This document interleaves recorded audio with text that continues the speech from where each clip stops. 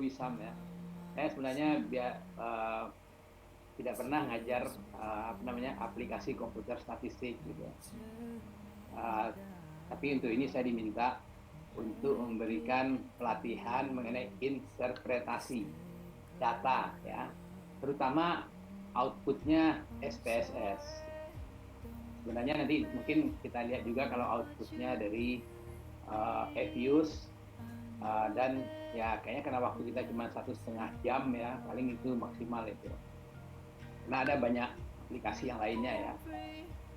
Tapi kira-kira bisa uh, ini kan 10 ini ya 10 layar ya. Uh, Mungkin ya janganlah semuanya tutup kamera semua dong kan kayaknya saya sendiri kayak menghadapi apa ini gitu. Mungkin sebagian buka lah gitu ya. Kepada peserta dimohon untuk menyalakan kameranya. Yang lainnya nah, kan lumayan kan kalau saya ada yang lihat ada orang gitu kan. Kecuali yang ada masalah dengan pulsa gitu. Nah, itu mau diapain lah ya. Tapi kalau enggak ya kalau bisa dibuka lah. Oke ya, saya mulai ya pelatihan ini. Eh, Nanti apa namanya mungkin Recording in progress. kalian bisa minta materinya ke panitia ya. Saya akan share dulu materi awalnya.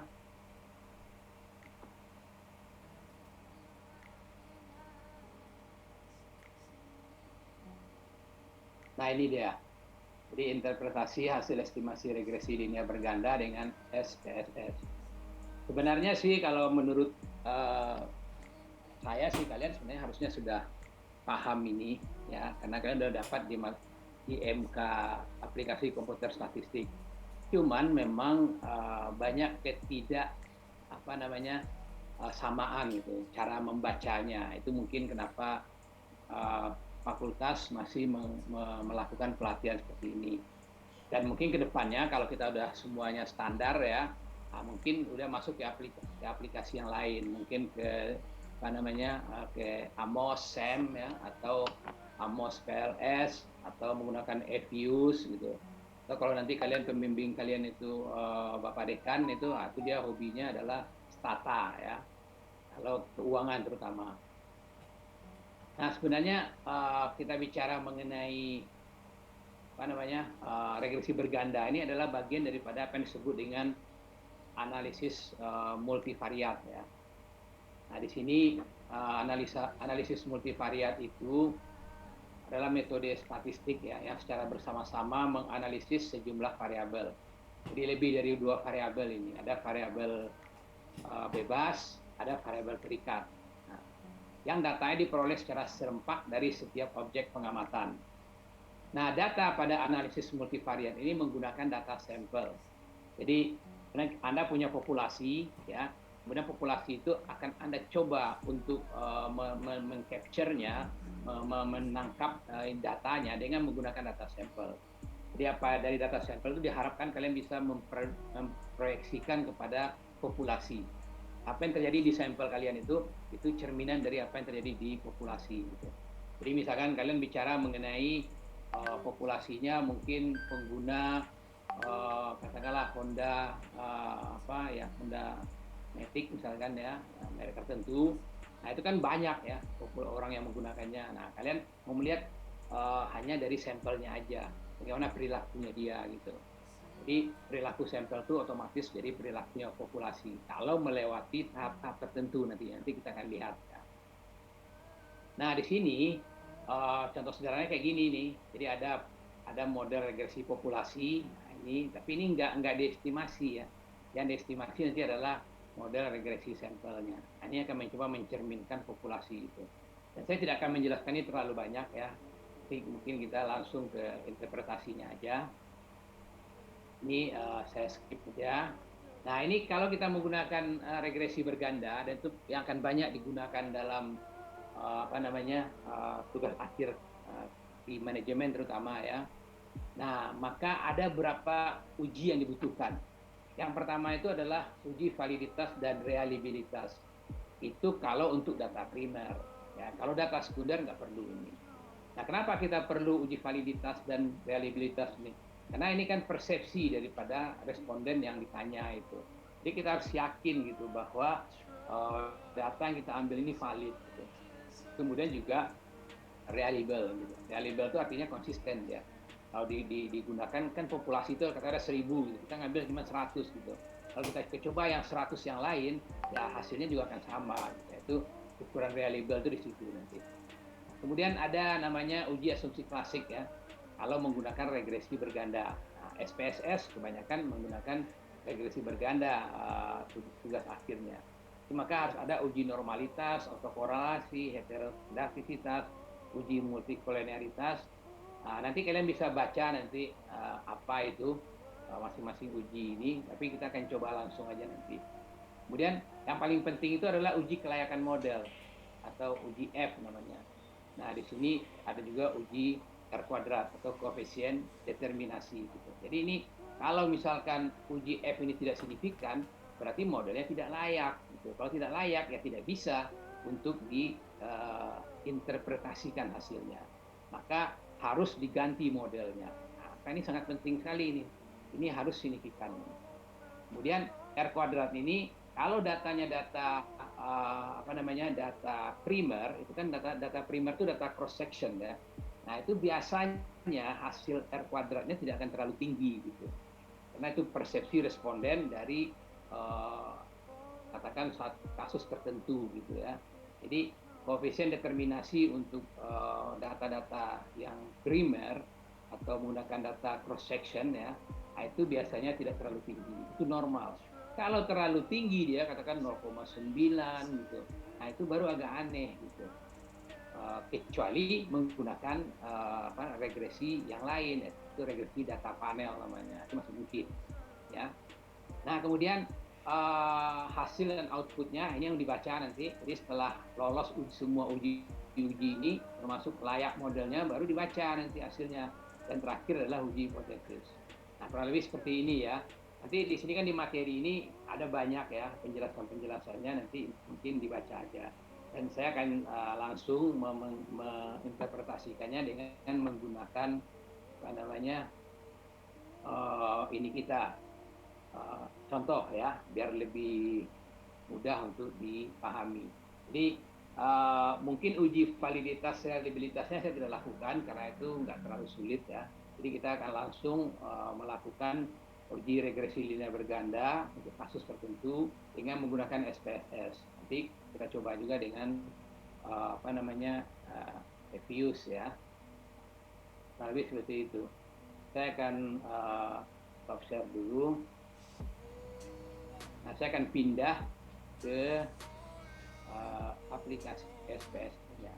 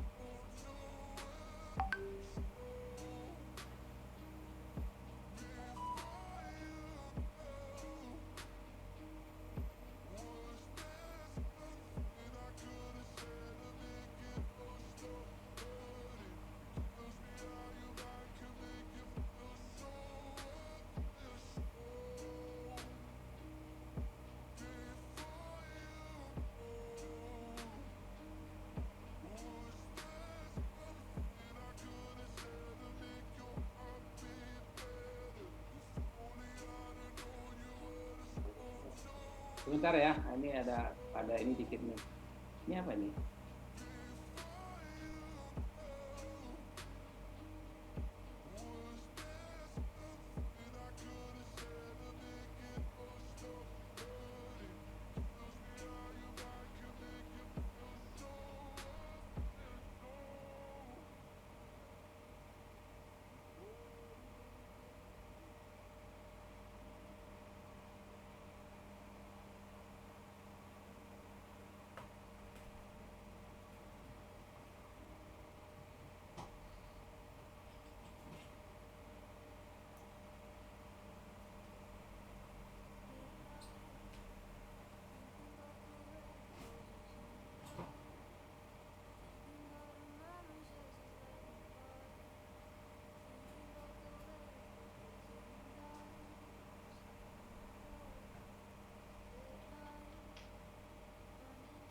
Oke ya, ini udah kelihatan belum? Sudah, Pak. Udah, Pak. Sudah, Ya, Pak. tadi agak ini Sudah, Pak. Udah, Pak. salah sedikit tadi ya, sorry. Oke ya, ini data. Saya tidak tunjukkan cara masukinnya kan karena itu nggak terlalu sulit ya. Jadi di sini ada tiga variabel. Y ini variabel bebas ya. Jadi ini merupakan contohnya customer satisfaction. Jadi kepuasan pelanggan ya. Nah kemudian X1 ini adalah variabel bebasnya. X2 juga variabel bebas. Jadi modelnya adalah X1 dan X2 ini mempengaruhi Y ini. Nah, yang X1 itu adalah customer value, jadi nilai pelanggan. Kemudian yang X2 ini misalkan customer experience, jadi pengalaman daripada pelanggan. Nah, ini seperti biasa yang dimasukin ya, Anda tinggal tulis saja ini segala macamnya. Nah, kemudian masukin datanya ke sini. Nah, ini datanya. Ini ada tipsnya ya. Kalau ini kan datanya data total ya. Kan biasanya kalau variabel-variabel yang ini kan merupakan variabel yang sifatnya data primer ya, yang didapat dengan menanyakan kepada responden berbagai macam indikator gitu, sesuai dengan masing-masing variabel ini. Nah, di sini kalau misalkan variabel Y-nya ini dan indikator dari variabel Y dan X1, X2 ini hampir sama. Jadi indikator dari Y ini mungkin 5, indikator dari X1 ini mungkin 4, indikator X2 ini mungkin 3 ya. Nah, itu masih bisa ditotalkan ya. Mungkin ditotalkan hasilnya masing-masing indikator atau dibikin rata-rata, itu hasilnya akan sama aja ya. Tapi kalau misalkan terlalu jauh berbeda, misalkan X1 ini indikatornya 10, X2 ini 8, tapi yang Y ini ya, ini variabel bebas ini indikatornya hanya 4 gitu. Nah, itu sebaiknya datanya jangan dijumlahkan indikator-indikator itu ya. Jadi cukup di rata-ratakan. Jadi contohnya kalau indikator Y ini 4, berarti 17 dibagi 4 ya. Tapi itu hanya teknis saja. Nah, pada prinsipnya kalau jumlah indikator dari data primer ini sama aja, nggak terlalu jauh berbeda, beda 1, 2, 3 indikator, maka hasilnya pasti akan sama. Nah, ini kita akan mulai ya. Ini kan kita analisa. Kalau kalian sudah mengambil mata kuliah aplikasi komputer statistik, ini pasti dengan gampang aja. Kalian pilih regresi. Di sini berarti yang linear ya. Ini kan banyak pilihannya. Nah, kemudian tinggal kalian masukkan yang Y ini ke variabel terikatnya, atau variabel dependen, ya, variabel yang nilainya dipengaruhi oleh variabel bebas. Nah, variabel bebasnya apa? Variabel bebasnya ini misalkan, ya. Nah, maka kalian menemukan persamaannya bahwa Y itu dipengaruhi oleh X1 dan X2. Gitu. Nanti bisa kita lihat contoh persamaannya ya. Nah, di sini kan ada statistik. Statistik ini ya klik aja semuanya. Ya, nggak ada masalah ini. Nah, kemudian continue. Nah, untuk save-nya kita harus pilih yang residual unstandardized. Karena kita untuk menguji normalitas, menguji yang lain-lainnya itu dibutuhkan residual ini. nilai residualnya ya, yang lainnya jangan. Continue. Nah kemudian ya biasanya ada berapa option ya, itu nggak usah diinin aja. Ini plotnya nggak perlu juga, nanti kita menggunakan uji normalitas dan uji heteroskedastisitas itu nanti menggunakan uji formal aja ya. Nah ini kalian tinggal oke aja ini, pakai metode answer aja ya. Oke, maka kita sudah menemukan hasilnya ini. Jadi ini adalah hasilnya. Jadi ada sekitar 100 sampel. Kemudian ini R kuadratnya ya. Nah, ya di sini yang perlu kalian perhatikan pertama kali adalah uji-uji semuanya itu. Jadi uji normalitas dan segala macam. Nah, gimana kita mengetahui uji normalitasnya? Nah, tinggal kita lihat dari data kita yang tadi itu. Nah, sekarang udah ada masuk residual di sini. Ini nilai residualnya ini. Ya, selisih antara Y ini dengan dengan Y prediksinya. Ini adalah error termnya gitu ya. Jadi ini tinggal kita lihat aja apakah dia data itu normal apa tidak gitu ya. Jadi misalkan di sini kita pakai parametrik ya, kemudian yang one sample Kolmogorov-Smirnov yang dipakai ya. Maka Anda bisa cek ini apakah data Anda itu normal atau tidak normal. Nah, di sini kan ada pilihan ya, ada exact, ada option gitu. Nah, yang exact ini kalau Anda mau pakai yang defaultnya ya, yang asimptotiknya, maka udah biarin aja. Tapi kadang-kadang hasilnya dengan menggunakan asimptotik ini tidak bagus gitu, data tidak normal. Padahal data cross section dan data panel umumnya data itu normal gitu. Nah itu kemungkinan karena SPSS itu sekarang menggunakan IBM ya. Jadi kalian tinggal klik aja, pilih mungkin ke Monte Carlo atau ke exact, misalnya dipilih aja. Tapi buat sementara ini kita lihat dari yang defaultnya aja ya, yang asymptotic only aja. Nah optionnya abaikan aja. Ini kita pilih yang normal, maka Anda tinggal okein aja nanti ini. Oke, asymptotic.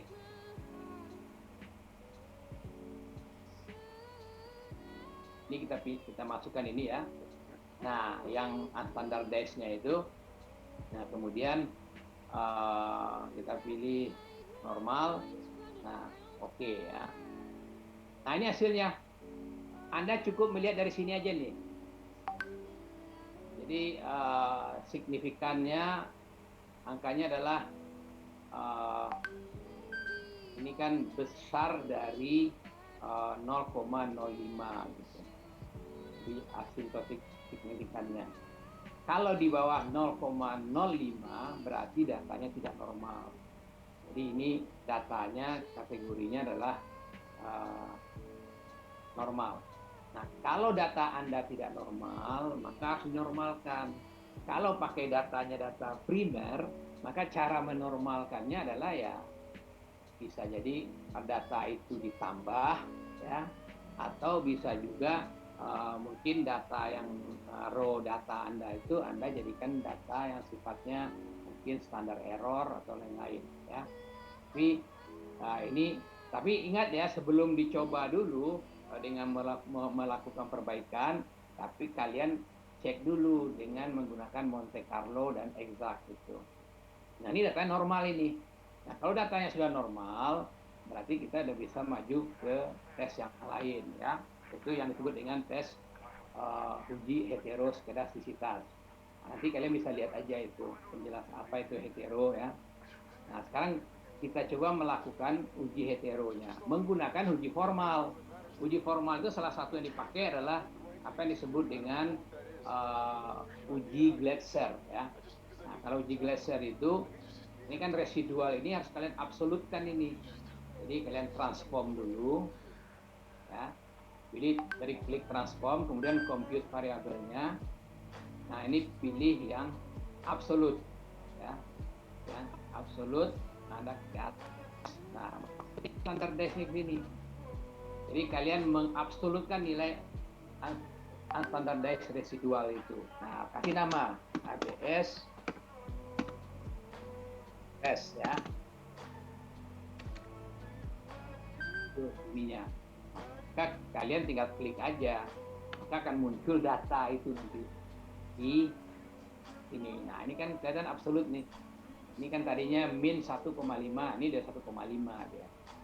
Nah, selanjutnya yang perlu kita lakukan adalah untuk menguji hetero itu, tinggal kalian lakukan lagi uji regresi untuk data data yang sudah data residual itu kepada semua variabel bebas ya. Nah, ini dia, ini dipindahkan dulu. Jadi variabel terikatnya Anda ganti dengan absolute residual tadi. Kemudian dari sini tinggal ya stepnya aja kalian buang ya, nggak perlu mencari stepnya.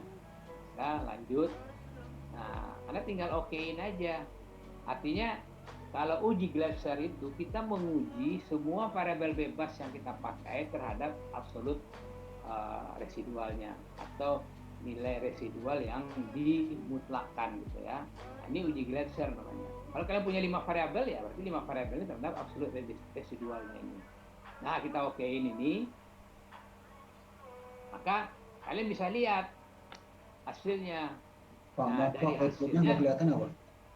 udah kelihatan bahwa di sini kayaknya tidak signifikan ya F-testnya. Pak, maaf Pak. Kemudian Pak, Anda lihat outputnya di nggak kelihatan Pak. nilai signifikansi dari variabel bebas itu yang satu tidak signifikan. Nah, ini yang diharapkan seperti ini, nilai tidak signifikan, tapi yang satu signifikan. Nah, ini sebenarnya ada kemungkinan terjadi problem heteroskedastisitas ini, ya. Tapi ya yang membantu adalah ternyata nilai F-testnya tidak signifikan.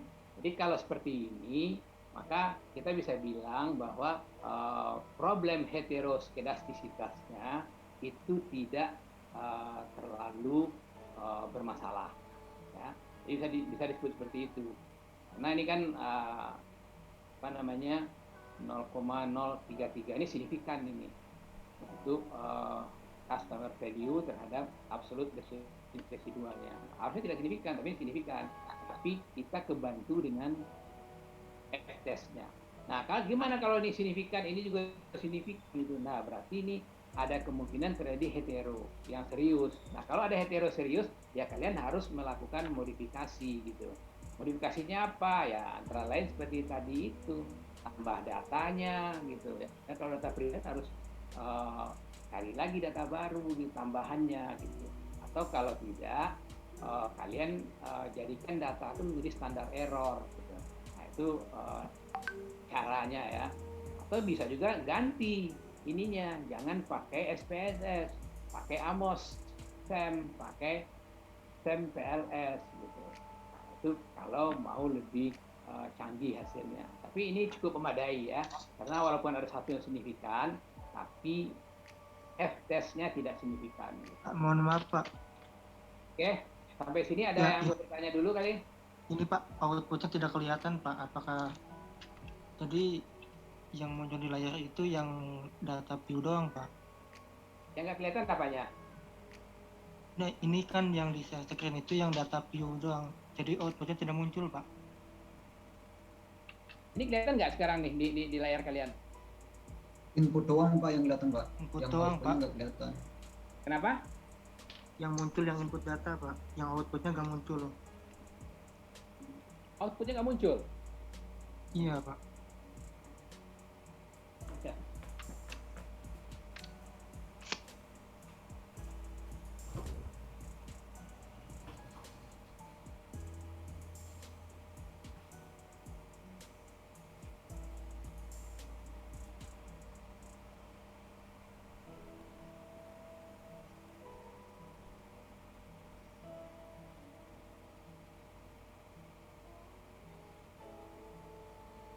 Berarti kalian hanya melihat ini aja gitu? Ya betul Iya. Pak, cuma lihat itu doang Ini Pak. aja dari tadi. Data. Ya benar. Iya Pak. kalau ini saya pindahin ya ke sini, ini nggak kelihatan.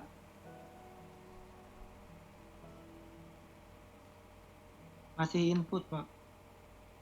Masih data tadi. Ya, masih data yang 1 sampai 23 itu tuh. Kenapa ini? Nggak biasanya seperti ini nih.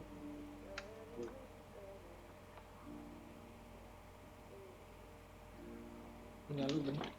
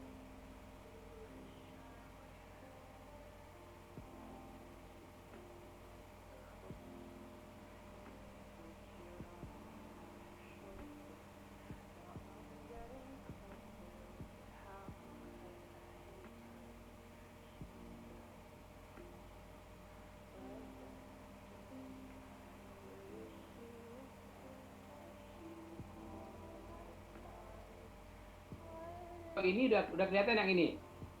Sudah, Pak. Udah, Pak. Sudah, Pak. Waduh, ini satu-satu saya nggak tahu di mana salahnya. Waktu kemarin pelatihan lancar aja berpindah-pindah layar gitu, tanpa perlu diulang-ulang kayak gini.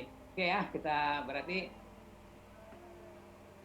kan kita udah uji tadi ininya, apa namanya, normalitasnya ya. Berarti ini udah kelihatan berarti ya.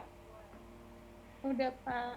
Nah, ini dia angka yang tadi saya bilang 0,138 itu, ini berarti besar daripada alfa 0,05. Berarti datanya normal ini. Ya, kalau datanya tidak normal harus dinormalkan.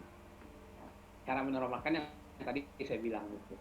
Kemudian ini merupakan uji heteroskedastisitas. Ya, jadi saya lihat seperti kalian lihat di gambar ini, kelihatan bahwa ada satu yang signifikan. Nah, ini indikasi ini ada hetero.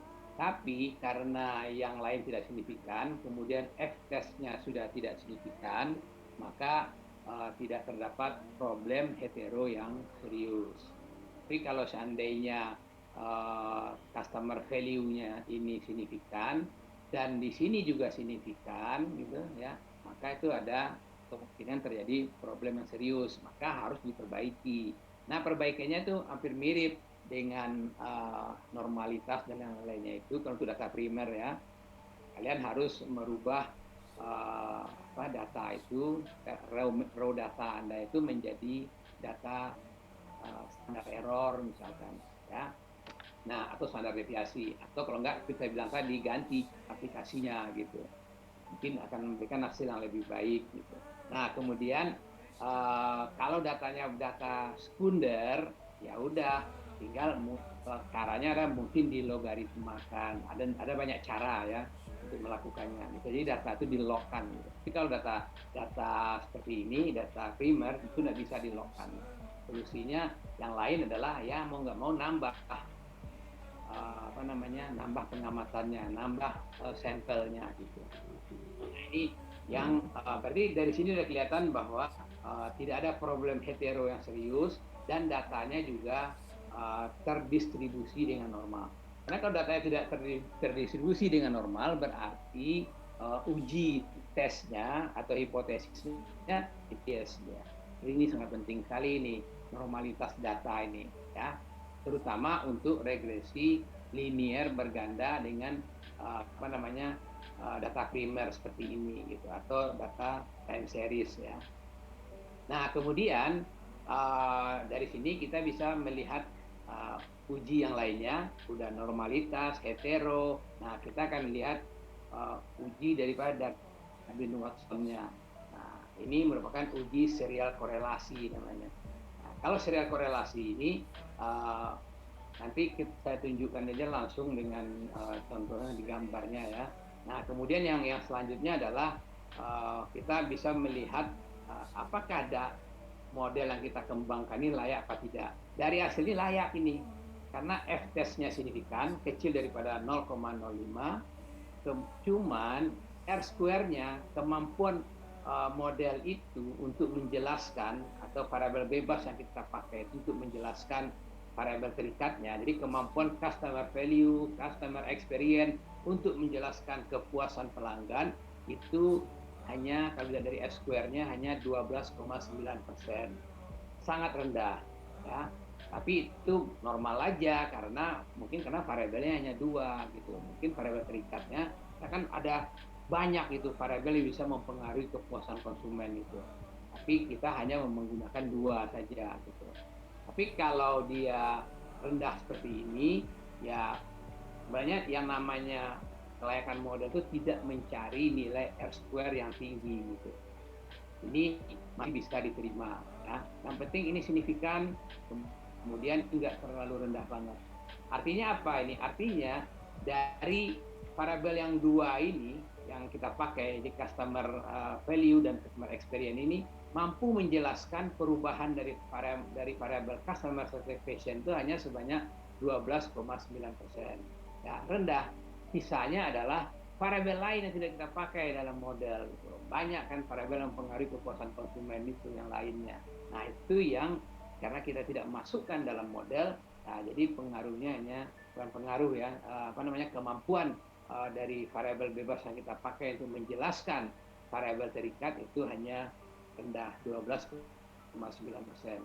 Nah, tapi model ini layak, bisa dilanjutkan kepada interpretasi data. Tapi kalau model ini tidak signifikan, F-testnya tidak signifikan, itu tidak layak. Maka kalian harus ganti model, bisa nambah variabel bebasnya atau mungkin melakukan perbaikan data dan segala macam gitu. Jadi ini wajib ya. Ini namanya uji kelayakan model ini. Dalam regresi linear berganda ini adalah hal yang harus dipenuhi.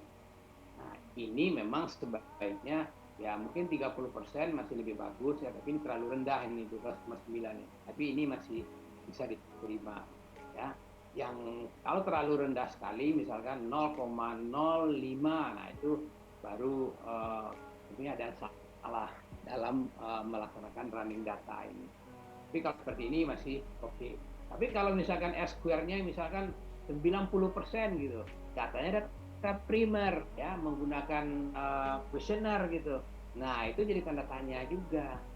Jadi itu kecurigaannya adalah bahwa data itu tidak diambil langsung dari responden, tapi menggunakan ya mungkin diisi aja sendiri oleh penelitinya di bawah pohon rindang. Ya, itu kalau nilainya ini terlalu tinggi. Nah, ini datanya data cross section namanya ini. Ya, yang bisa tinggi itu hanya data data yang sifatnya time series, tahunan gitu. Nah, itu bisa bulanan, itu bisa. Oke ya. Nah, ini nanti kita baca lebih lanjut dengan menggunakan ini kan ini uji multikolineritasnya ini juga udah lolos. Jadi dari faktor dari vektor ini menggunakan FIV-nya, saya lupa panjangannya. Dan ini toleransinya, ini mendekati 1, kemudian FIV-nya ini juga mendekati 1 gitu. Jadi kalau dilihat dari sini, maka tidak ada multikolineritas. Jadi antar variabel bebas ini tidak ada korelasi yang kuat. Gitu. Jadi dia tidak saling mempengaruhi. Gitu. Nah, ini terlihat dari nilai FIV-nya yang mendekati 1. Nah, tapi kadang-kadang kalau kalian menemukan nilai ini 5, sekian atau 8 gitu. Nah, solusinya adalah kalian harus mencari buku statistik ya, atau buku metode penelitian yang menyetujui bahwa kalau nilai FIV itu sepanjang di bawah nilai 10 itu masih dianggap tidak ada multikolineritas, tidak ada saling antar variabelnya tidak saling mempengaruhi gitu. Ya. Nah itu bukunya kalau nggak salah bukunya Ghazali ya. Bukunya Ghazali, profesornya Undip, itu dia mensyaratkan ini nilainya di bawah 10. Jadi kalau kalian menemukan nilainya 8, nilainya 7, nilainya 6, ya udah pakai kutip aja punya Ghazali itu. Tapi kalau kamu menggunakan Ferdinand, nah Ferdinand itu dia mendekati 1. Kalau 5 itu dia menganggap bahwa itu ada hubungan antara variabel bebas itu, ya, hubungan yang kuat gitu, korelasi yang kuat antara variabel bebas. Nah itu ininya ya. Oke ya, jadi dari data ini kita udah bisa lihat semua ujinya. Ada uji normalitas, ya datanya normal, kemudian uji heteronya tidak ada problem yang serius, ya, di mana F-testnya tidak signifikan, kemudian ini juga customer experience-nya tidak signifikan, hanya customer value-nya signifikan, tapi tidak ada problem yang serius itu. Kemudian kita lihat tidak ada multikolatar, tidak ada multicol ya, multikolonialitas. Kemudian datanya juga kita lihat dari kelayakan modelnya juga layak, walaupun R-square-nya rendah, tapi itu masih normal. Kemudian yang belum kita lihat adalah serial korelasinya. Kita lihat di sini nilainya adalah 1,653. Nah, kemudian baru kita akan baca ini. Tapi saya akan pindahkan langsung ke PPT ya.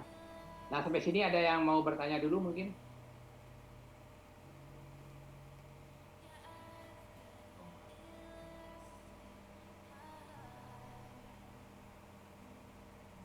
Ada yang mau ditanyakan mungkin?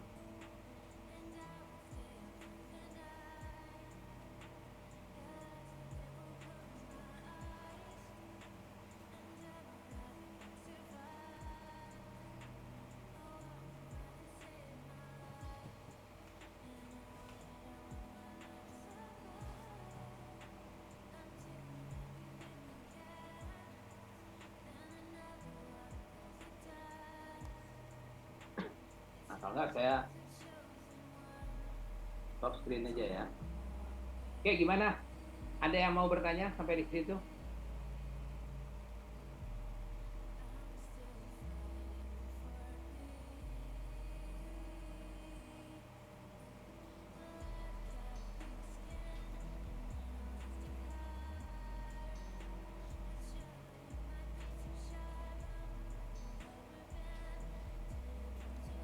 Oke ya, kalau nggak ada pertanyaan saya lanjut aja. Nah, kita mau baca hasilnya sama tadi yang serial korelasinya ya. Biar lebih jelas saya gunakan PPT aja.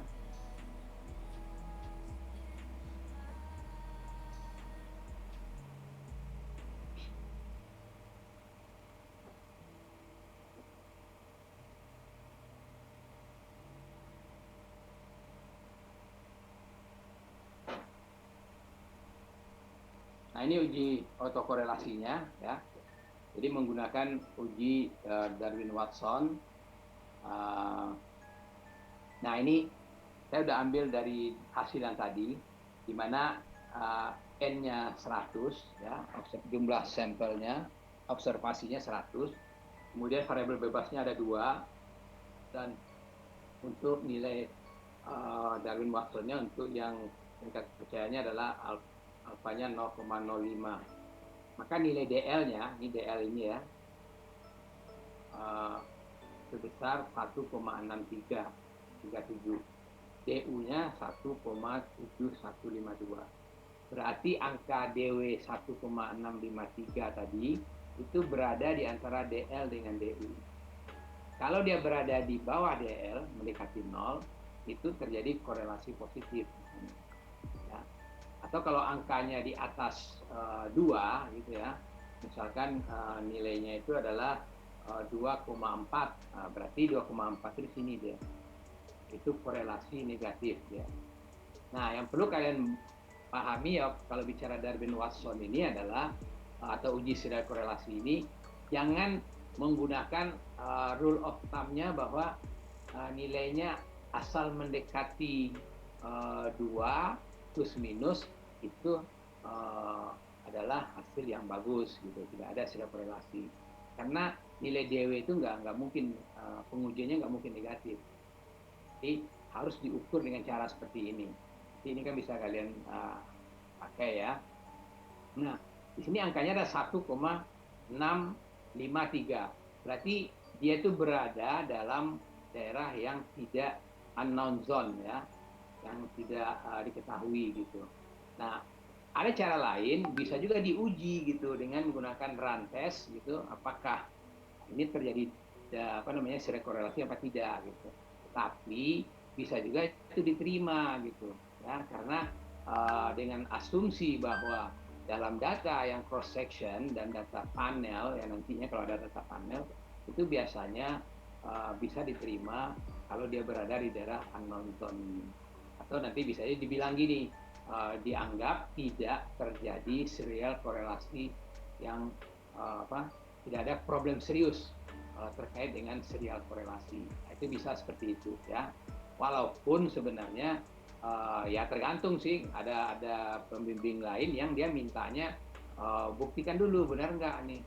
Jadi kalau diminta dibuktikan ya mau nggak mau kalian harus mencoba dengan run test dan lain-lain gitu ya. Tapi kalau menurut saya ini untuk data cross section ya, atau data panel nantinya juga, data prima ini cross section ya, karena diambil pada titik tertentu ya, pada saat tertentu gitu, dan dari banyak orang gitu. Itu data cross section itu biasanya kalau DW-nya berada di daerah unknown zone ini, kalau menurut saya itu tidak terdapat problem yang serius untuk serial korelasinya. Yang paling ideal di antara ini. Nah, jadi kalau nilainya itu 1,8 atau 2,2, nah itu berarti tidak ada serial korelasi sama sekali ya. Nah, itu untuk serial korelasinya. Jadi kalau kita lihat kan, kita udah melihat beberapa uji ya. Jadi ada uji asumsi klasiknya sudah, normalitas aman, autokorelasi aman, hetero, autokorelasi dan hetero ini nggak ada problem serius, multicolnya aman, dan uji kelayakan modelnya layak, R kuadratnya walaupun rendah, tapi modelnya masih bisa diterima dan layak gitu. Maka variabel yang dipakai itu masih bisa untuk mencermin atau untuk menjelaskan variasi perubahan dari variabel terikat. Nah, jadi customer experience, customer value itu bisa untuk menjelaskan kepuasan pelanggan atau customer satisfaction.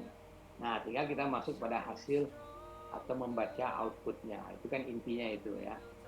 Oke, nah saya sudah pindahkan ke sini hasil yang tadi itu. Jadi kalau kalian perhatikan, ini modelnya ya, ini kalau yang nanti pemasaran, jadi customer satisfaction-nya fungsi dari customer value dan customer experience. Nah, ini dia persamaannya. Namanya kan seperti ini. Ini adalah error-nya ya, error term-nya gitu. Atau yang residual yang tadi itu. Nah, A0 ini konstantanya.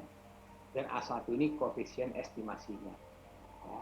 Ini yang kita regresi tadi itu ini. Ya, persamaan matematiknya seperti ini. Ini boleh kalian ganti dengan E juga nggak apa-apa ya. Serah aja dengan error term gitu. Nah, kemudian ini hasilnya. Jadi kalau diperhatikan hasil kita yang tadi itu, nah, ya saya pindahkan ke sini ya. Jadi ini yang perlu diperhatikan. Ada dua cara untuk melihatnya. Nah, cara yang pertama, jadi ini ada sebagian nanti pembimbing kalian yang menggunakan cara seperti ini gitu.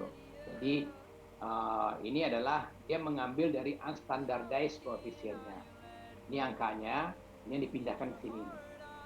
Customer satisfaction adalah ini konstantanya 10 ini ya, konstanta. Nah, ini koefisien estimasinya 0,28, 0,35 ini untuk CE ya. Nah, ini salah satu cara ini.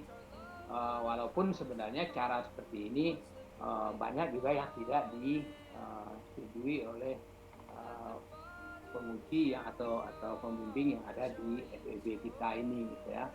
Tapi intinya ini bisa, hanya cara membacanya harus hati-hati gitu ya. Nah, yang pertama adalah dari data ini, kalau kita menggunakan persamaan yang unstandardized-nya ini, maka yang pertama konstantanya itu tidak perlu dijelaskan. Cukup ditulis saja konstantanya sebesar 10,964. Udah selesai. Nggak usah dijelasin bahwa itu artinya adalah jika variabel X1, X2 tidak berubah, maka nilai dari variabel Y-nya atau nilai dari customer satisfaction-nya adalah 10,96. Itu tidak perlu. Dan itu juga kalau untuk data primer itu salah kalau kita mencoba menerjemahnya seperti itu. Itu hanya bisa untuk data sekunder, ya. Jadi untuk data primer seperti customer value, customer satisfaction, customer experience, atau kualitas produk, atau kepemimpinan, gaya kepemimpinan, dan lain-lain, itu yang datanya data primer berbasiskan kuesioner, ya, pengambilan datanya, maka konstanta ini hanya untuk membantu proses regresinya aja gitu oleh mesinnya ini gitu ya. Tapi tidak ada maknanya, ya. Jadi jangan itu diterjemahkan bahwa kalau CE, CF-nya, CV-nya ini tidak berubah atau nol, maka nilai customer satisfaction-nya adalah sebesar 10,96. Nah, itu tidak bisa ya, karena bukan itu makna. Jadi kalau mau pakai persamaan ini, cukup tuliskan gini aja, konstantanya sekian. Nah ini bukan saya mengada-ada. Ini adalah pendapat dari pakarnya analisis multivariat ya, dan diikuti oleh banyak orang. Ini di Hare ya. Nah, kemudian untuk koefisien regresinya, jadi kalian lihat ini 0,208. Nah ini juga jangan dibaca gitu. Ini yang banyak kesalahannya seperti itu. Dia baca ini jika customer value naik satu satuan, maka customer satisfaction-nya akan naik sebanyak 0,2 satuan. Nah, itu tidak ada makna ekonominya. Karena kita nggak tahu bagaimana cara menaikkan customer value ini. Atau gimana kalau Anda pakai nanti SDM, gaya kepemimpinan, gimana menaikkan gaya kepemimpinan sebanyak satu satuan gitu. Kan itu nggak jelas. Ini jangan dibaca, jangan diterjemahkan seperti kita menerjemahkan data sekunder. Ya, kalau data primer berbasis kuesioner, ini kalau Anda menggunakan yang unstandardized coefficient, cukup ditulis saja seperti ini. Ya, koefisien regresi parsial customer value sebesar 0,08 dengan sign. Nah, ini teorinya ini sign positif. Nah, positifnya itu aja yang dijelaskan. Arti positif itu adalah kalau semakin tinggi customer value-nya, maka akan semakin tinggi kepuasan konsumen. Nah, itu aja yang disebutkan. Tapi kalau Anda mencoba menjelaskannya bahwa kalau jika customer value-nya naik satu satuan, maka customer satisfaction-nya meningkat 0,2. Nah, itu orang akan bingung itu. Apa maksudnya meningkat 0,2 itu? Gimana wujudnya gitu? Nggak ada kan, dan nggak bisa dipahami. Makanya itu yang perlu kalian pahami pertama ya, waktu kalian menerjemahkan output regresi kalian ini. Nah, jadi dengan yang kedua, yang customer experience, cukup disebutkan angkanya aja. Ya, ingat ya, kita menggunakan yang kalau Anda mau menggunakan unstandardized coefficient. Ya. Jadi pakai ini aja. Nah, sign-nya aja, kalau sign-nya positif, itu berarti bahwa semakin baik pengalaman konsumen yang dirasakan konsumen, maka semakin tinggi kepuasan konsumen. Jadi marketingnya tonjolkan. Ya, kalau nanti SDM-nya tonjolkan. Keuangannya tonjolkan. Nah, kalau keuangan, datanya data sekunder biasanya. Dan kalau data sekunder berarti cara bacanya boleh seperti yang tadi itu. Kalau naik sekian satu satuan, maka naiknya sekian satuan. Nah, itu bisa. Ya, kalau data sekunder. Tapi kalau data primer nggak bisa. Ya. Nah, gimana caranya kita menginterpretasikannya ini untuk menyimpulkan hasilnya itu? Nah, maka disarankan sebenarnya pakailah nilai standar ICE coefficient. Ini kalau kalian menggunakan apapun ya, AMOS, SEM, PLS, dan lain ini namanya standardized coefficient, ini selalu ada ini. Atau nama lainnya adalah loadingnya, faktor loadingnya. Ya. Nah, nilai standardized coefficient ini nilai yang sudah distandarisasi gitu. makanya tidak ada konstantanya. Nah, ini menggambarkan apa? Angka nilai standardized coefficient ini. Ini menggambarkan kontribusi dari customer value terhadap customer satisfaction itu adalah sebesar 0,25 ini. Dan customer experience-nya 0,27. Nah, gimana kita menginterpretasikannya? Kalau kita mau menginterpretasikannya, pakai ini aja. Jadi artinya di sini apa? Kalau perusahaan itu ingin meningkatkan kepuasan konsumennya, maka experience dari pelanggannya, customer experience-nya itu yang pertama kali dulu ditingkatkan. Gitu. Kan ada indikator-indikatornya tuh, customer experience itu apa aja. Nah itu tingkatkan. Setelah itu baru tingkatkan customer value-nya. Gitu. Jadi membacanya seperti itu. Gitu. Jadi bukan dengan membacanya dengan naik satu satuan maka akan naik sekian satuan, kan ya. Jadi pemahamannya dari sini harus di standardized coefficient ini. Nah kalau misalkan ini dikuadratkan 0,259 ini kita kuadratkan, maka itu jadi pengaruh dia. Cuma karena terlalu kecil orang jarang melakukan itu. Mereka lebih suka menggunakan alat analisis yang lain seperti AMOSTEM dan lain-lain. Tapi kalau misalnya ini 0,259 ini kalian kuadratkan nih, ya kita coba ya, kita kuadratkan itu. Misalkan 0,259 ya. Ini kuadratkan kan ketemunya adalah 6,7%. Nah, itulah pengaruh dari customer value terhadap customer satisfaction. Jadi hanya 6,7%. Sisanya ya itu dari customer experience. Nah, itu yang kelihatan nanti dari nilai R kuadratnya. Ya. Tapi karena ini biasa nilainya nggak terlalu besar, orang jarang melakukan itu. Tapi kalau kamu menggunakan analisa jalur, itu biasa dilakukan. Nah, tapi kalau di sini saran saya, ya cukup dijelaskan aja seperti ini nih. Jadi customer satisfaction adalah 0,259 customer value tambah 0,22 customer experience. Ini dari standardized coefficient ini. Nah, ini menunjukkan bahwa customer experience, customer value, ini menunjukkan bahwa customer value secara relatif memiliki kontribusi yang lebih besar ketimbang customer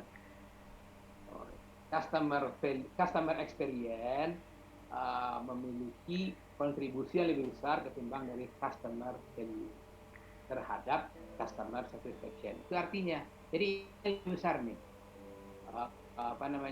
customer experience ini dibandingkan customer value. Jadi kalau mau memperbaiki kepuasan konsumen dengan menggunakan hasil penelitian ini di tempat yang kita lakukan ya penelitiannya, maka ini yang diperbaiki. Perbaiki dulu pengalaman yang dirasakan oleh konsumen itu. Ya, kalau itu misalkan hotel, ya pengalaman dia adalah menggunakan hotel itu, supaya bisa meningkatkan customer satisfaction-nya, kepuasan konsumennya. Nah ini ya, kalau kalian menggunakan itu juga bisa. Nah, tapi bisa juga dengan cara lain, gitu ya, langsung aja. Nah, cuman yang ini saya hanya menggunakan untuk SDM ya, tapi tidak perlu saya lakukan lagi ujinya. Jadi misalkan kinerja pegawai itu dipengaruhi oleh gaya kepemimpinan situasional dan disiplin kerja, misalkan seperti itu. Nah, ini persamaan regresinya, kemudian diestimasi. Nah, ini hasilnya. Ya. Nah, kalau menggunakan cara yang lebih baik adalah langsung aja gunakan persamaan regresi linear berganda yang dari standardized coefficient itu. Ya. Nah, ini mayoritas dosen pembimbing di FEB lebih menyukai yang ini yang dibacakan, ya. Jadi langsung persamaan regresi linear bergandanya, walaupun kalian di bab 3-nya menulis persamaan regresi linear bergandanya pakai konstanta, tapi dalam outputnya kalian langsung merujuk kepada nilai standardized coefficient, itu tidak masalah. Jadi kalau standardized coefficient adalah cirinya nggak ada konstanta itu. Jadi KP ini adalah kinerja pegawai, itu dipengaruhi atau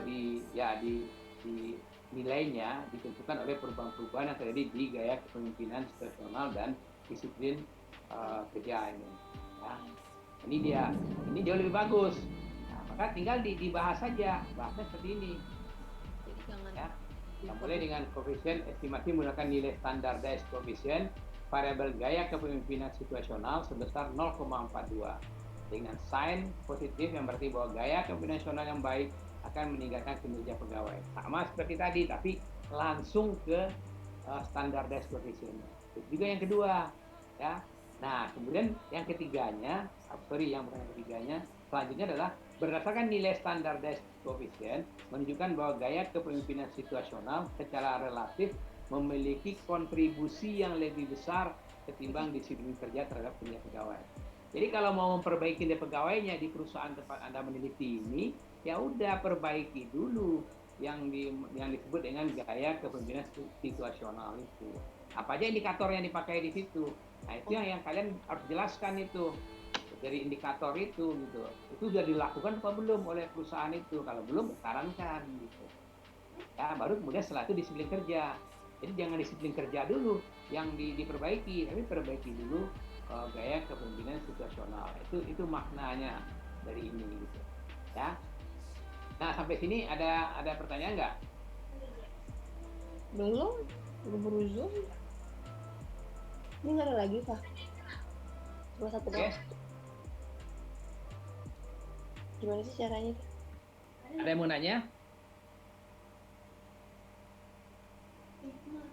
Kalau kalian sedang lagi mengambil sekarang ini aplikasi komputer statistik, ya itu bisa kalian terapkan itu.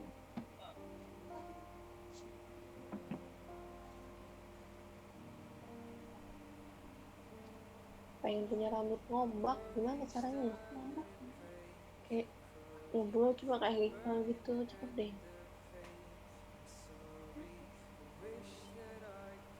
Ada kan dikerjain bisa.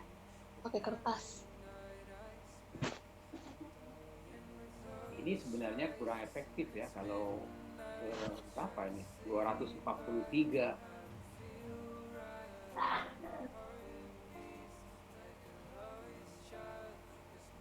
Mungkin kalian usulkan ke fakultas adakan pelatihan mungkin langsung di lab atau kalau nggak di ruangan tertentu dan kalian bawa langsung laptop atau kalau di lab kan ada alatnya tuh. Nah, langsung dilakukan gitu dan langsung dibaca di situ. Itu bisa juga kalau SPSS ini kan udah gampang ya, udah biasa. Mungkin pelatihannya yang Amos, Sam gitu atau Lisrel gitu. Jadi kan ibaratnya regresi linear berganda ini kan udah dianggap untuk data-data kuesioner seperti yang tadi itu customer satisfaction dan lain-lain itu kalau menggunakan SPSS itu biasanya datanya dijumlahkan atau dirata-ratakan dari indikatornya. Nah, kalau menggunakan Amos, kalian bisa langsung melihat dari indikator yang ada itu kira-kira mana yang paling dominan kontribusinya terhadap variabelnya itu. Jauh lebih bagus gitu. Nah, itu nggak bisa sih dengan 1,5 jam kali itu. Kalau menggunakan Amos itu, misalkan Amos ya, apalagi Lisrel. Nah, itu kalian butuh waktu ya bisa seharian itu.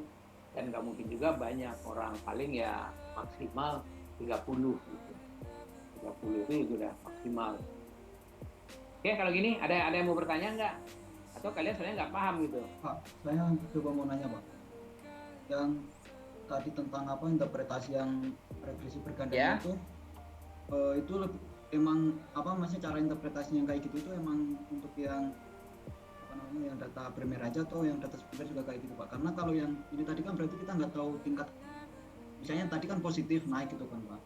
Nah tapi Ya, kita ini nggak tahu hanya naiknya untuk berapa data gitu Pak. primer aja. Yang Jadi kalau data sekunder tetap harus dijelaskan berapa naiknya gitu Pak. habis ini ada ininya, data sekunder. Kalau keuangan misalkan gitu, data sekunder keuangan membacanya tidak seperti itu. Jadi tidak perlu dari standardized coefficient, langsung dari unstandardized coefficient-nya. Ya.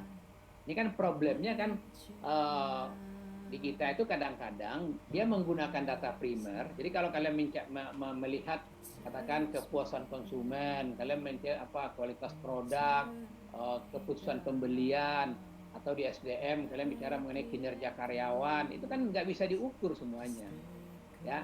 Data yang tidak bisa diukur, karena tidak bisa diukur, kalian menggunakan apa yang disebut dengan indikator gitu. Jadi yang merefleksikan daripada variabel itu. Nah, kalau di data sekunder, data keuangan sekunder ya, yang menggunakan data sekunder, itu semua datanya ada dan bisa dilihat gitu. Contohnya misalkan bicara mengenai laba perusahaan ya, tinggal kalian cari aja di perusahaannya apa, cari di laporan keuangannya, ada labanya di situ. Nah, itu makanya lihat datanya disebut dengan data yang bisa diamati. Ya, observed variable, data dari variabel yang bisa diamati. Nah, itu membacanya berbeda. Kalau membaca itu bisa dengan seperti yang kalau kalian belajar statistik. Ya, kalau naik sekian, maka akan naik variabel terikatnya sekian. Tapi kalau menggunakan data sekunder seperti yang data primer ya, yang kita lakukan, banyak dilakukan untuk SDM dan untuk marketing gitu ya.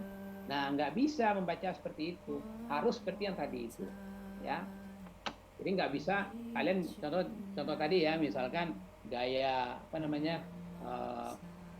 apa tadi itu, yang gaya kepemimpinan situasionalnya. Jadi dia nggak bisa bilang gini, kalau disiplin kerjanya dinaikkan katakanlah satu unit, satu satuan ya, maka kinerja pegawai akan naik sekian satuan. Nah, kan pertanyaannya kalau ditanya oleh perusahaan yang kalian sarankan itu, dia akan nanya gini, gimana cara menaikkannya disiplin kerja itu, disiplin karyawan itu sebanyak satu satuan, gimana cara menaikkannya, kata dia. Itu pertanyaannya kan, gimana menaikkannya. Tapi kalau kita bicara pendapatan misalkan, kalau pendapatan perusahaan naik sekian, nah mungkin kan perusahaan itu meng-create supaya pendapatannya naik gitu. Jadi itu memungkinkan gitu. Nah, kalau di data primer nggak bisa. Makanya saya menyarankan interpretasi itu adalah yang seperti yang kita sampaikan ini, inilah yang terbenar, yang terbaik sebenarnya. Jadi kalian hanya bisa melihat kontribusi mana di antara variabel yang kalian gunakan untuk melihat variabel bebas itu yang paling dominan, bukan pengaruh ya. Jadi standardized coefficient itu bukan pengaruh, itu hanya kontribusi. Mana kontribusi paling besarnya? Kalian punya variabel misalkan kayak tadi customer satisfaction, customer experience. Nah, di antara dua ini mana yang kontribusinya paling besar yang bisa meningkatkan kepuasan konsumen? Nah, hasilnya kan tadi kelihatan kan, adalah customer experience. Nah, kalian kan punya indikator tuh, apa aja indikator customer experience itu? Apa yang sudah diperbaiki gitu. Nah, kalau kalian lihatlah dari indikator kalian itu, oh ini masih rendah yang ini maka ini diperbaiki gitu. Karena indikatornya yang belum kuat, yang belum bagus gitu. Atau ada yang secara teori harus dilakukan oleh perusahaannya nggak melakukan gitu, ya udah sarankan gitu, sebaiknya begini. Nah itu ininya ya. Jadi tapi kasusnya kan berdasarkan kasus kalian masing-masing, tapi intinya seperti itu kita melakukannya gitu. Oke. Nah ini data keuangannya ya, saya perlihatkan dulu ya data keuangannya.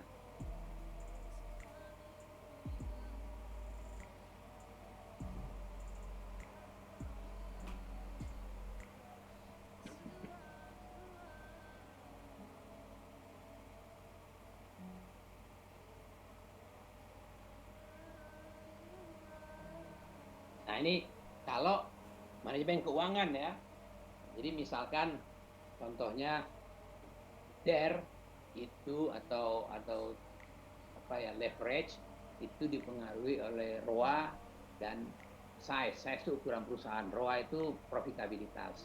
Ya. Nah ini DER itu adalah proksi dari leverage, sedangkan ROA itu proksi dari profitabilitas, dan size itu proksi dari ukuran perusahaan gitu. Nah, ini kalian juga harus hati-hati karena saya banyak perhatiin orang kalau bikin manajemen keuangan ini menggunakan variabel ini kan kadang dia meregresi misalkan pengaruh pengaruh likuiditas terhadap profitabilitas. Nah itu sebenarnya itu berisiko gitu ya. Karena itu kan teorinya kalau likuiditas itu semakin tinggi, pasti profitabilitas semakin tinggi gitu. Tapi dalam pengujian bisa saja hasilnya negatif, bisa saja hasilnya tidak signifikan gitu. Nah itu kelihatan kesulitan gitu. Makanya sebaiknya kalau di manajemen keuangan cari teori yang sudah mapan gitu. Jadi jangan hanya sekedar pengaruh likuiditas, solvabilitas, kemudian apa lagi, profitabilitas terhadap kinerja perusahaan gitu. Nah, itu kan sebenarnya ngeri-ngeri sedap gitu. Karena kalau misalkan likuiditasnya terhadap kinerjanya nggak signifikan, kalian bingung menjelaskannya gitu. Tapi kalau misalkan DER dengan ROA ini ada teorinya ini. Jadi teorinya ada pecking order teori, ada trade-off teori. Jadi kalau pecking order itu perusahaan-perusahaan yang labanya besar pasti cenderung untuk mengurangi hutang gitu. Nah kalau trade-off, kalau perusahaan-perusahaan yang dia lebih cenderung untuk menggunakan hutang yang banyak-banyaknya. Itu teorinya kuat. Makanya kalau kita di manajemen, anak-anak manajemen keuangan sebaiknya kalian cari dulu teori. Jangan hanya asal memilih aja likuiditas terhadap kinerja keuangan perusahaan, profitabilitas terhadap kinerja keuangan perusahaan. Nah, itu tidak perlu dengan regresi kan sebenarnya itu. Cukup dengan analisa deskriptif sederhana aja. Ya. Nah, ini kebetulan kan ini secara teori kuat ya, model seperti ini gitu. Jadi ini persamaannya adalah profitabilitas mempengaruhi leverage dan perusahaan mempengaruhi leverage. Nah, ini hasilnya misalkan. Ternyata hasilnya ada dua juga sama ya. Ini kalau menggunakan SPSS ada yang unstandardized, ada yang standardized. Di sini kita tidak perlu memakai yang standardized coefficient ya. Kita fokus ke unstandardized coefficient aja. Kalau kita menggunakan data sekunder untuk manajemen keuangan, maka persamaannya juga kita pakai yang ada konstantanya. Jadi ini kebetulan hasilnya adalah DER sama dengan min 172 dikurang, nah ini negatif artinya nih hubungan teorinya antara ROA dengan DER itu berbanding terbalik. Kalau ROA-nya tinggi, perusahaan itu labanya tinggi, utangnya makin sedikit. Gitu. Nah kemudian size-nya positif. Perusahaan-perusahaan yang besar, maka dia akan makin banyak mendapat utang. Gitu. Dia gampang mendapatkan utang. Jadi maka utangnya akan besar. Kan positif nih. Jadi kalau ditanya pada kalian dari mana kita tahu positif negatifnya, ya ini kan negatif ini namanya. Artinya apa negatif ini? Kalau ROA itu naik, DER-nya turun. Nah, berbanding terbalik dia. Kalau ROA itu turun, DER-nya naik. Atau kalau size ini kan positif dia nih, kan nggak ada tanda minusnya, berarti ini positif. Artinya apa? Semakin besar ukuran perusahaannya, maka semakin banyak dia menggunakan hutang. Nah, ada teorinya itu. Jadi artinya perusahaan-perusahaan besar itu dianggap dia punya kapabilitas dan kapasitas untuk membayar hutangnya, sehingga boleh banyak-banyak hutang gitu. Nah, gitu ya ininya, ini teorinya di sini. Yang kebetulan signifikan nih. Signifikannya di sini dilihat signifikan ya. Nah, membacanya gimana kalau kayak gini ya? Kalian fokus dari sini aja. Ini nggak perlu kalian singgung-singgung gitu. Nah, walaupun sekarang ada juga buku yang boleh aja nih pakai ini.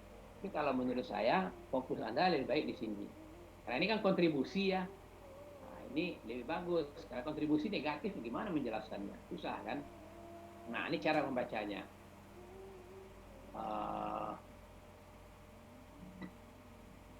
Ya.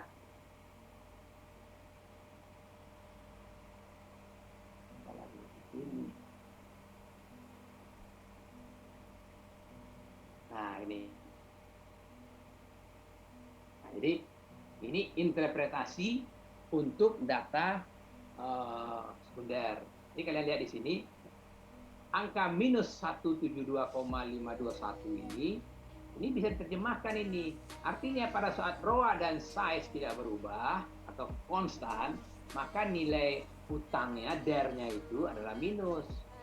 Tapi karena tidak signifikan, maka tidak perlu diinterpretasikan. Kalau signifikan, kalian interpretasikan. Nah, ini kan tidak signifikan dia. Ya, di atas 0,2, di atas 0,05. Nah, jadi tidak signifikan. Nah, kemudian untuk selanjutnya adalah untuk yang koefisien estimasi untuk ROA-nya min 2,426. Itu negatif. Ya, artinya kalau makin banyak, makin besar labanya, makin turun dia. Nah, ini bisa dibaca nih. Kalau misalkan ROA itu naik 10 poin percentage, ingat ya, 10 poin percentage itu adalah basisnya dari 100 ya. Jadi kalau naik 10 poin berarti 0,1 ibaratnya. Itu akan mengakibatkan perubahan atau kalau dia meningkat, maka akan DR-nya menurun sebesar kalikan aja 10 dikali 2,4 ini. Itu 24,26 poin gitu. Nah, ini boleh dibaca seperti itu. Jadi timbul pertanyaan, bisa nggak meningkatkan ROA itu 10 poin? Ya bisa, perusahaan pasti bisa kan. Jadi kalau tadi nilainya ROA-nya katakanlah 2,5, maka jadi 2,6 jadinya. Itu 10 poin itu. Ya. Kalau naik 100 poin misalkan, tadinya 2, naik jadi 300, jadi 3, itu 100 poin namanya gitu. Itu bisa, dan akan lebih bagus kalau nanti dipakai elastisitas. Ya, tapi itu nantilah. Nah, kemudian ini juga sering salah nih kita melakukannya ini. Dia menggunakan size ya. Size itu biasanya loan dari total aset ya. Di sini adanya. Nah, biasanya loan total aset. Total asetnya dilogaritmakan gitu. Itu proxy untuk ukuran perusahaan. Nah, kalau dia loan itu nggak boleh langsung diterjemahkan. 1,85 ini nggak boleh kayak di atas ini nih. Kalian harus anti loan kan dulu. Jadi nilai anti loan itu dengan kalkulator juga bisa ya. 1,854 itu nilainya adalah 6,3853. Nah, ini yang dibaca ya. Dibacanya adalah setiap perubahan atau setiap peningkatan 10 poin dari size, jadi ukuran perusahaan itu naik terus 10 poin, maka hutangnya juga akan meningkat sebesar 10 dikali 6,3 ini. Ini 63 poin percentage. Jadi bukan di sini ya. Nah, kebanyakan salah di situ. Kalau di sini kalian baca, maka jadi elastisitas dia. Jadi kalau misalkan, ini kalau bisa juga kita baca di sini nih. Jadi kalau misalkan katakanlah ukuran perusahaan itu naik 1%, ya, maka 1% itu dari total asetnya ya, maka hutangnya akan naik 1% tadi dikali dengan 1,8, jadi 1,8% naiknya. Tapi bisa kayak gitu, ya. Tapi kalau langsung aja kayak di atas ini, sekian poin ini juga naik sekian poin, itu salah, ya. Nah, ini yang perlu diperhatikan ini. Oke, ini untuk data sekunder ini.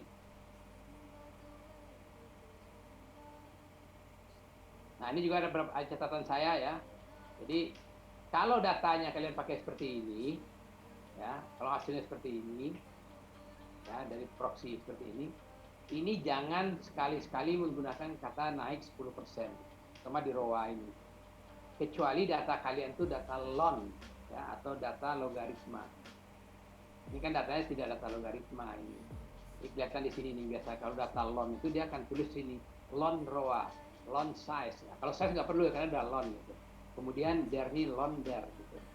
Loan itu adalah logaritma natural ya. Jadi bisa logaritma biasa, bisa logaritma natural.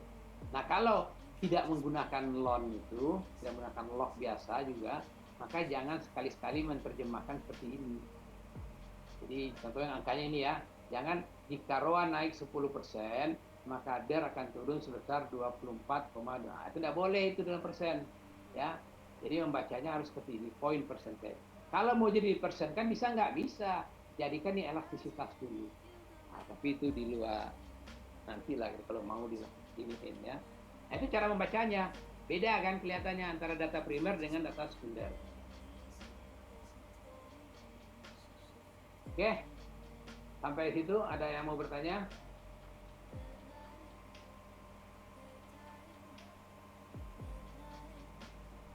Jadi kalau kalian nanti mau mengambil manajemen keuangan, ya cara membahasnya seperti itu. Itu kalau menggunakan regresi linear berganda dengan menggunakan SPSS. Walaupun dengan mau menggunakan aplikasi Epius pun juga hasilnya sama gitu. Artinya ya begitu-begitu juga lah gitu cara membacanya.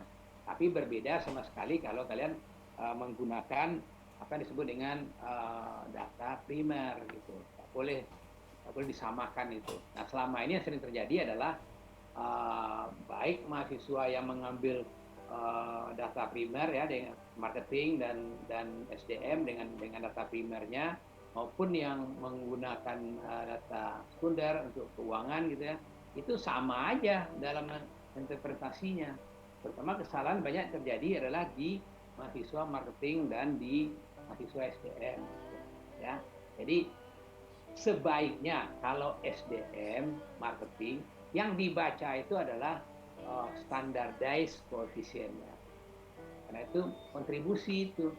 Jadi mana yang perlu diperbaiki supaya variabel terikatnya naik.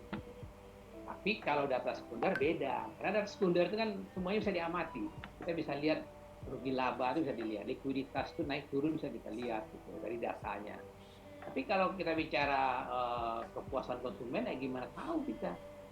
Ya kita nggak pernah tahu, udah dilempar aja sama dia tuh hotelnya, nah, itu mungkin nggak puas dia itu. Itu bedanya ya. Jadi hati-hati dalam melakukan interpretasi. Nah mungkin saya rasa ya sepertinya mungkin masih banyak yang terjadi hal seperti ini gitu. Maka kalian masih diminta melihat interpretasi data itu.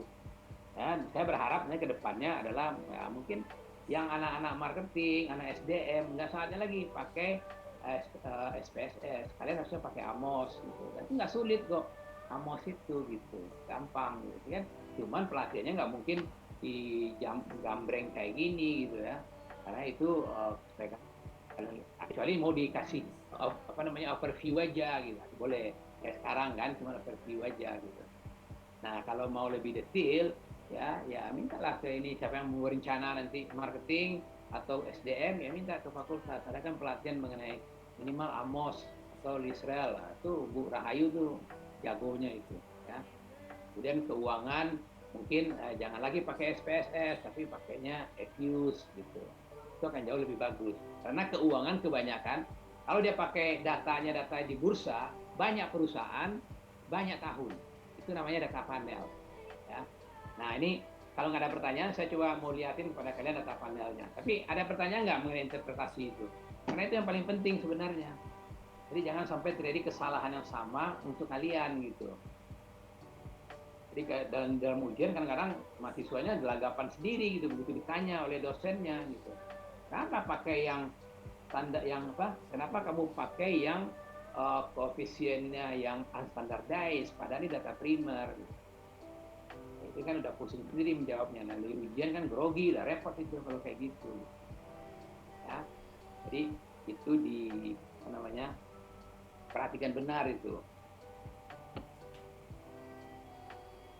Nah, mungkin saya ambil waktu orang 10 menit aja ya, karena tadi kan ada kayak ini. Saya mau liatin kalau kalian pakai Fuse.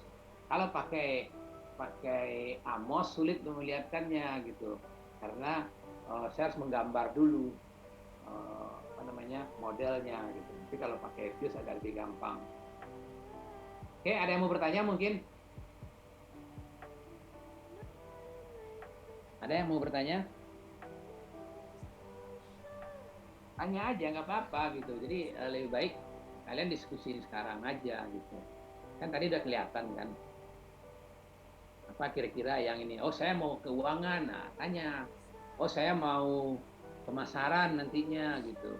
Kan bisa kalian tanya gitu. Dan saya mau pakai SPSS juga gitu. Nah, udah klop itu. Dan sekarang kemarin juga yang ada hampir 500-an mahasiswa manajemen yang lulus itu, 400-an lebih gitu. Itu kebanyakan SPSS. Nah keuangan ada yang pakai Epius, ada yang pakai Stata. Tapi yang pakai AMOS nggak banyak ya kayaknya, atau nggak ada kayaknya. Saya nggak tahu. Di saya bimbingan saya nggak ada yang berani pakai AMOS gitu. Sayang gitu, karena kalau pakai SPSS itu eh, tidak mampu mengcover data itu lebih detail gitu. Dan hasilnya juga kemarin itu banyak juga tuh yang tidak signifikan F-testnya. Nah, itu gimana kalau kayak gitu? Kalau dia pakai misalkan model yang lain, aplikasi yang lain ya, pakai Amos gitu, pakai Lisrel, itu mungkin hasilnya beda. Karena itu dia sekuensial ya dalam merunning data itu. Jadi kalau menggunakan SPSS itu dia langsung aja dijumlahkan lah atau dibagi rata gitu. Nah, karena nggak ada yang nanya ya, saya coba kasih lihat aja bagaimana kalau Evius ya. Kebetulan saya udah siapin ini.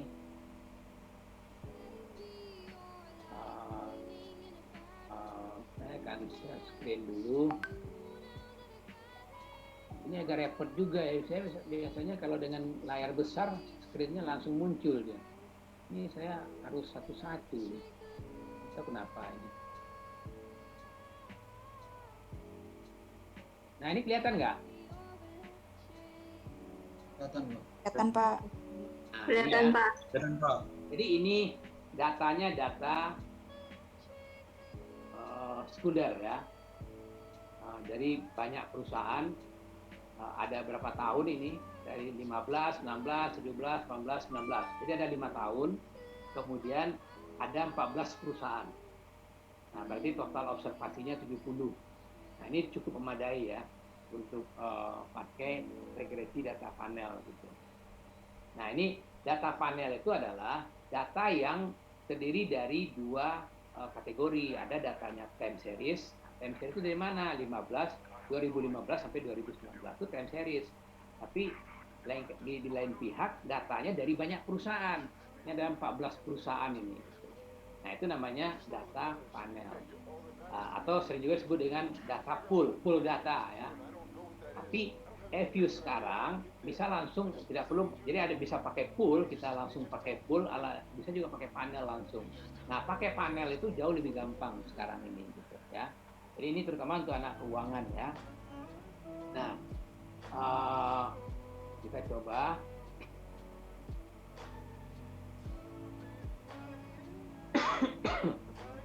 Jadi estimate equation ya. Nah, ini kita pakai datanya NP. NP itu nilai perusahaan ya. Nah, bisa dengan Tobinsky, bisa dengan PBF, bisa dengan PER kayaknya juga bisa kayaknya. Nah, kemudian ini konstantanya, tulis konstantanya. Kemudian yang mempengaruhi nilai perusahaan itu apa? Kita pilih dua aja, misalkan ROA. Nah, ini kalau kayak gini tandanya artinya datanya ada ini di dalam. Kemudian satu lagi DER. Jadi yang mempengaruhi nilai perusahaan itu adalah profitabilitas dan leverage. Nah, dalam teorinya bisa positif ini. Jadi kalau menggunakan teori signaling, maka ROA dan DER itu positif terhadap nilai perusahaan. Jadi perusahaan-perusahaan yang mampu memperoleh laba yang besar, itu sinyal yang baik itu bagi investor, ya, bagi pasar gitu. Sehingga kenapa? Karena makin tinggi nilai perusahaan, makin tinggi kemampuan perusahaan memperoleh laba, maka nilai perusahaannya pasti akan naik. Juga dengan hutang, perusahaan-perusahaan yang mampu berhutang itu dianggap perusahaan yang valid, yang mampu untuk membayar hutangnya gitu, mampu mengelola hutangnya dengan baik, sehingga nilai perusahaan juga akan naik, positif dia. Jadi hipotesisnya adalah ROA dan DER itu berpengaruh signifikan dan positif terhadap nilai perusahaan masing-masing ya. Nah, maka kita bisa melakukan runningnya. Nah, kalau misalkan kita pakai cross sectionnya non itu artinya cara biasa aja kayak model pakai SPSS ya. Maka kita langsung running ini, oke. Ini kelihatan ya? Ya kelihatan kan? Kelihatan, Pak. Nah, Anda lihat di sini ROA-nya signifikan. Nah, ini satu lagi tips buat kalian anak keuangan. Ya, ini buat keuangan ya. Kalau di marketing dan SDM, maka batasan untuk signifikansi itu biasanya hanya 0,05. Jadi kalau lebih besar daripada 0,05 alfanya, maka tidak signifikan. Nah, contoh kayak gini nih, kalau di data primer ini, kalau 0,08 ini nggak signifikan ini. Ya kan 0,8, 0,0543 aja udah nggak signifikan gitu. Karena lebih besar daripada alfa 0,05. Itu kalau menggunakan data primer. Karena datanya itu berdasarkan persepsi responden gitu. Maka harus strict gitu. Signifikan tidak signifikannya. Tapi kalau keuangan nggak. Nah, keuangan ini sorry 0,08 ini signifikan ini, tapi lemah. Jadi dia lolos untuk alfa 10%, ya. Jadi itu masih dianggap lolos gitu. Kalau ini alfanya 1%. Jadi tingkat kepercayaannya 99% untuk ROA, ya. Untuk Dernik tingkat kepercayaannya 90%. Keuangan masih boleh seperti itu, ya. Nah, cuman Anda lihat di sini problemnya apa nih kalau menggunakan data biasa aja ya, dengan ordinary least square biasa. Darwin-Watsonnya ternyata 0,5. Lebih kecil dari 0, daripada R square-nya. Nah, ini bermasalah ini. Nah, tapi jangan lupa kita baru menggunakan cara seperti yang tadi dengan SPSS. Nah, ini kita rubah aja. Kita pindah, berarti ini nggak bagus ya. Kita pindah ke menggunakan yang fix. Jadi dalam data panel itu ada common model, ada fixed model, ada random model, ya. Nah, kalau kamu pilih fix, ya, kemudian anggap aja ini nggak dirubah dulu deh, ya, GLS weight-nya dan ordinary dan coefficient covariance metode-nya enggak. Ini untuk memperbaiki hasil nantinya nih, semacam robust gitu. Jadi kalau terjadi katakan terjadi serial korelasi, terjadi hetero. Nah, kalian bisa rapikan di sini nih. Nah, kemudian okein aja dulu ya. Nah, Anda lihat hasilnya lebih bagus kan? Sama-sama positif, tapi hasilnya dua-duanya signifikan pada tingkat kepercayaan 99%. Nah, Anda lihat Darwin-Watsonnya 2,3 dan yang lainnya sama. Tingkat R square-nya malah 0,95. F-test-nya sangat tinggi sekali. Jadi ini lebih baik. Tapi jangan lupa, ini belum cukup. Harus dicoba dulu dengan yang random gitu. Nah, di random ini kita tinggal lihat. Ini diganti aja. Fix-nya Anda ganti dengan random ya. Ini bahkan ada non, ada fix, ada random. Kan pilih random gitu. Ini abaikan aja yang lain dulu. Kalian klik aja oke. Nah, muncul hasil yang lebih bagus dibandingkan yang tadi gitu. Ya. Jadi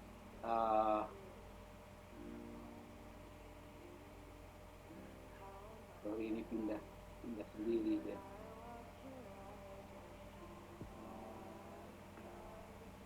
Oke ya, nah di sini kelihatan ini. Nah, Darwin-Watsonnya jauh lebih bagus gitu ya, 2,03. Hasilnya juga hampir sama. Nah ini Ibu pertanyaan, mana yang mau dipilih?